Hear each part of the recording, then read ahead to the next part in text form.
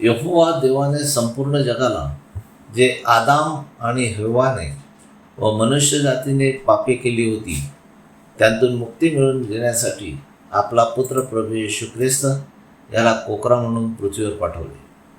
यशया अध्याय 53 ओवी 4-9.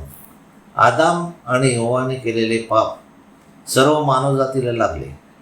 ते धुवून काढून मानवजातीला पुन्हा देवाची लेकरे होण्यासाठी यहोवा देवाने त्याचा पुत्र प्रभू येशू ख्रिस्ताला तो पृथ्वीवर पाठवणार आहे व त्याला किती दुःख सहन करावी लागतील हे यशया भविष्यवाक्याच्या मार्फत कित्येक वर्षापूर्वी लिहून ठेवले ते असे.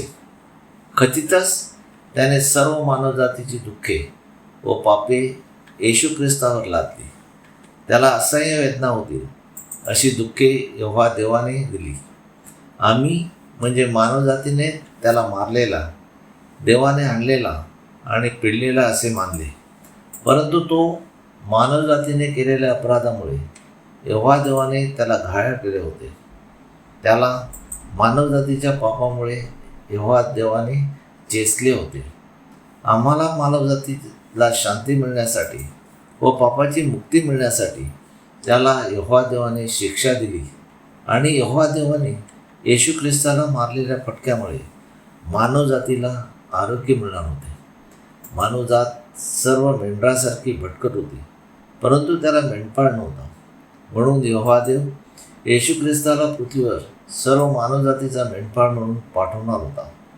यहोवा देवाने सर्व मानवजातीचा अन्याय येशू ख्रिस्तावर ठेवून मानवजातीला मुक्ती देणार होता.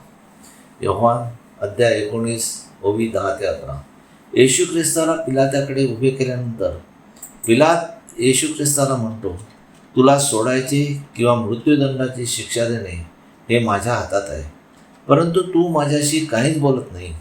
तेव्हा येशू म्हणाला, यहोवा देवाने मला क्रूसावर टांगवण्याचा अधिकार तुला दिला नसता तर माझ्याविरुद्ध तुला काही अधिकार नसता. परंतु यशया भविष्यवाक्याच्या मार्फत जे भाकीत केले होते ते यहोवा देवाची इच्छा पूर्ण होण्यासाठी हे झाले आहे. मत्ते 27 ओवी 46. येशू ख्रिस्ताला क्रूसावर टांगवल्यावर 9व्या तासाला येशू ख्रिस्त यहोवा देवाकडे विनंती करून म्हणतो, माझ्या देवा, तू मला का टाकून दिले आहेस? येशू ख्रिस्त स्वतः यहोवा देवाला देव मानतो, तर येशू ख्रिस्त देव आहे का? तर नाही. योहान 19 ओवी 28-30. यहोवा देवबापाने निरनिराळ्या संदेशामार्फत शास्त्रलेख लिहिला होता. तो पूर्ण होण्यासाठी व येशू ख्रिस्ताला क्रूसावर मरण देण्याचे जे लिहिलेले होते व त्याला आम दिला जाईल हा शास्त्रलेख पूर्ण होण्यासाठी येशू ख्रिस्ताला क्रूसावर टांगवल्यावर नंतर तो म्हणाला, मला तहान लागली आहे. त्यासाठी त्याला काठीच्या टोकाला आंबीने भरलेला स्पंज देण्यात आला. तेव्हा येशू ख्रिस्त म्हणाला, यहोवा देवबापाने ज्या भविष्यवाण्यामार्फत होणाऱ्या गोष्टी लिहिल्या होत्या त्या पूर्ण झाल्या आहेत. लूक अध्याय 23 ओवी 44-46. तेव्हा दिवसाचा सुमारे 6वा तास होता आणि सूर्याचा प्रकाश नाहीसा होऊन 9व्या तासापर्यंत सर्व देशावर अंधार पडला आणि पवित्र स्थानाचा पडदा मध्ये फाटला. आणि येशू मोठ्याने ओरडून म्हणाला, हे बापा, मी माझा आत्मा तुझ्या हातात सोपवत आहे. येशूला दिलेल्या 7 आज्ञाद्वारे सर्व कार्य व यहोवा देवाची संपूर्ण इच्छा पूर्ण केल्यानंतर त्याने यहोवा देवाने दिलेले आत्मे आपला देव यहोवा याच्या हातात सोपवून आपला प्राण सोडून दिला. हालेलुया, आमेन.